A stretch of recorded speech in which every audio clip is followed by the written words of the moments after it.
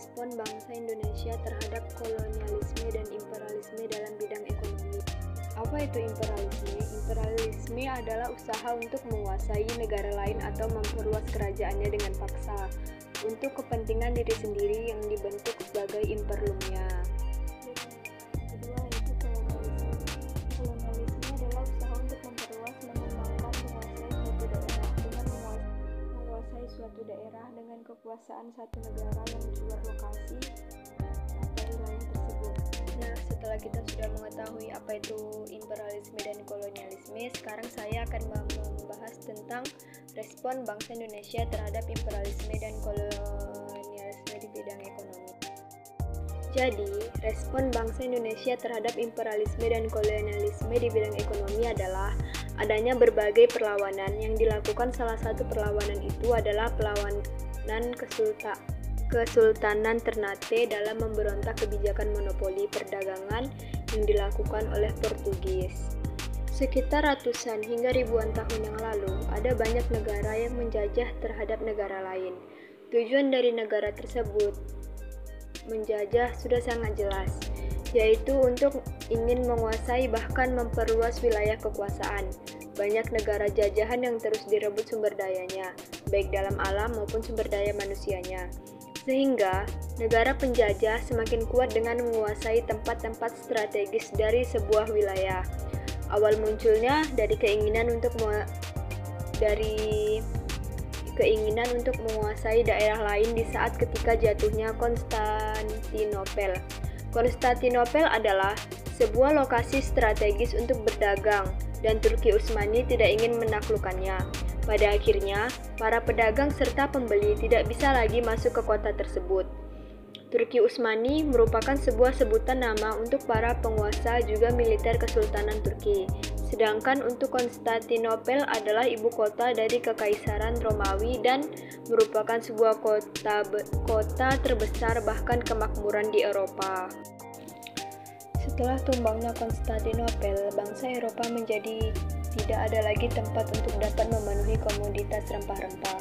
Padahal pada saat itu harga rempah-rempahnya sangat tinggi di Eropa. Kemudian bangsa Eropa pun melihat Indonesia karena dengan keberadaan Indonesia sebagai sebuah negara penghasil rempah-rempah terbaik terdengar oleh bangsa Eropa, sehingga negara Indonesia menjadi sebuah tempat orang-orang Eropa untuk membeli rempah-rempah serta untuk memenuhi kebutuhan mereka. Selain dengan negara Indonesia, memiliki banyak juga rempah-rempah terbaik serta melimpah. Masyarakatnya juga ramah, juga baik sekali untuk menyambut orang-orang Eropa yang berdatangan. Karena pada hal itu, mulai banyak sekali armada-armada milik bangsa Eropa yang menepi di Indonesia. Kejadian ini sangat cepat sekali kaitannya dengan penjelasan pengertian imperialisme dan kolonialisme. Latar belakang bangsa Eropa datang ke wilayah Nusantara adalah 1. Jatuhnya Konstantinopel di kawasan Laut Tengah kekuasaan Turki Utsmani sekitar 1453 Masehi yang lalu. Yang kedua, ekonomi dan perdagangan Eropa merosot. Yang ketiga, adanya berbagai penemuan di bidang teknologi khususnya pelayanan sehingga muncul penjajahan samudra untuk mencari sumber daya di dunia baru. Dan yang terakhir, semangat melanjutkan perang salib.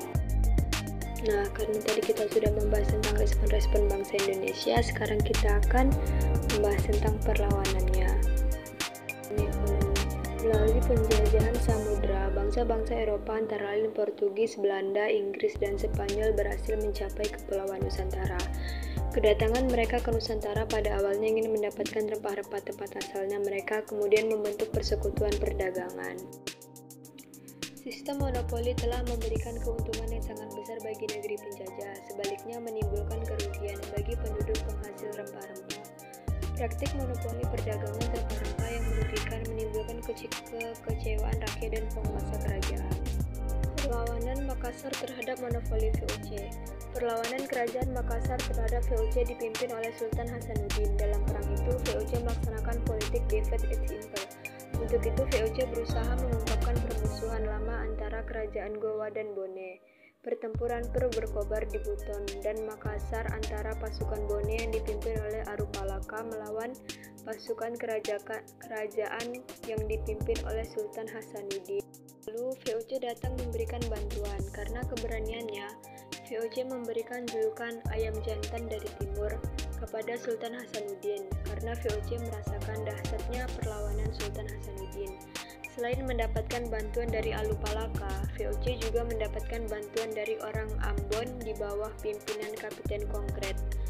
Sultan Hasanuddin menyerah dan terpaksa menandatangani perjanjian Monggaya pada tanggal 18 November 1667. Dan yang kedua yaitu perlawanan Sultan Ageng Tirtayasa terhadap upaya blokade dan monopoli VOC. Pada abad ke-17, Banten berkembang menjadi kota pelabuhan yang ramai dan ditangani oleh pedagang-pedagang dari Cina, Arab, Portugis, dan Inggris. Selain dari potensi alam dan letak geografis, VOC juga membutuhkan Banten sebagai pusat pertemuan. Menyikapi hal tersebut, Kesultanan Banten yang dipimpin oleh Sultan Abdul Fattah atau Sultan Ageng Tirtayasa mengadakan perlawanan dengan menyerbu dan merampas kapal-kapal Belanda yang bernaung di bawah VOC. Dengan perlawanan tersebut, Sultan Ageng Tirtayasa berharap agar VOC segera meninggalkan Banten. VOC menggunakan sisat adu domba untuk menaklukkan Banten antara Sultan Ageng Tirtayasa dengan putranya Sultan Haji. Dengan tipu muslihat, pasukan VOC yang dibantu oleh Sultan Haji berhasil menangkap Sultan Ageng Tirtayasa. Kemudian, Sultan Ageng Tirtayasa dipenjarakan di Batavia sampai meninggal pada tahun 1692. Memerintah dari tahun 1682 sampai dengan 1687. Pada tanggal 17 April 1984, ditandatanganilah perjanjian dalam bahasa Belanda, Jawa, dan Melayu yang berisi 10 pasal. Perjanjian inilah yang menandai berakhirnya kekuasaan Kesultanan Banten dan dimulainya monopoli VOC atas Banten. Dengan demikianlah berakhirlah perlawanan Sultan Ageng Tirtayasa.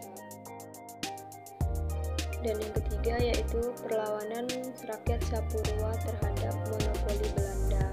Maluku sangat penting bagi Belanda karena daerah ini merupakan penghasil rempah-rempah. Monopoli perdagangan rempah-rempah di Maluku sudah dilakukan ratusan tahun oleh Belanda sampai jatuhnya VOC setelah VOC tahun 1779. Setelah itu, Maluku dikuasai oleh Inggris yang liberal berdasarkan Traktat London tahun 1814, maka semua penjajahan Belanda di Nusantara kembali diserahkan dari Inggris kepada Belanda. Berdasarkan perjanjian tersebut, Indonesia kembali jajah Belanda akibat dari penderitaan rakyat itu. Maka pada tahun 1817, rakyat Maluku bangkit melawan kekuasaan Belanda. Pemimpin perlawanan rakyat Maluku digantikan oleh Christina Marista Tiatahu, seorang pejuang wanita, namun akhirnya ia juga ditangkap dalam perjalanan ketika ia akan diasingkan ke Pulau Jawa dan ia meninggal. Sistem monopoli perdagangan rempah-rempah tersebut menimbulkan kesengsaraan. Rakyat tidak dapat menjual rempah-rempah secara bebas. Rempah-rempah yang dimiliki rakyat pun dihargai murah oleh pedagang monopoli perdagangan. Jika saya hidup di zaman itu dan merasakan ekonomi itu, saya akan membantu melawan bangsa-bangsa Eropa dan merebut kembali rempah-rempah yang sudah dikuasai oleh penjajah Belanda dan mempertahankan VOC agar tidak adanya kekerasan dan ancaman terhadap penduduk penghasil rempah-rempah, dan supaya penduduk bisa menjual bebas rempah-rempah di mana saja, dan rakyat pun tidak merasa sengsara. Karena rempah-rempah bukan hak mereka, dan sepantasnya kita merebut kembali rempah-rempah yang sudah susah mereka buat. Sekian dari saya tentang bidang ekonomi. Saya akhiri. Wassalamualaikum warahmatullahi wabarakatuh.